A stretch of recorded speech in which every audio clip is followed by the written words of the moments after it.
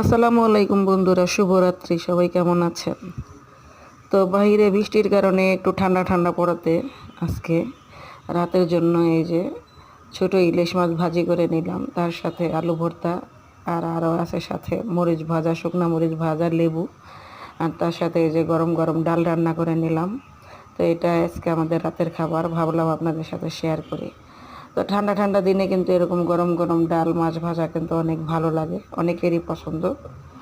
তো আজকে আমি সেরকম করেই একটু রাতের খাবারটা রেডি করে নিলাম, ভাবলাম আপনাদের সাথে শেয়ার করি। তো এই তো যেই কথা সেই কাজ, খাবারটা রেডি করে আপনাদের সাথে ভিডিওটা শেয়ার করলাম বন্ধুরা। তো এ পর্যন্তই, সবাই ভালো থাকবেন। আল্লাহ হাফেজ।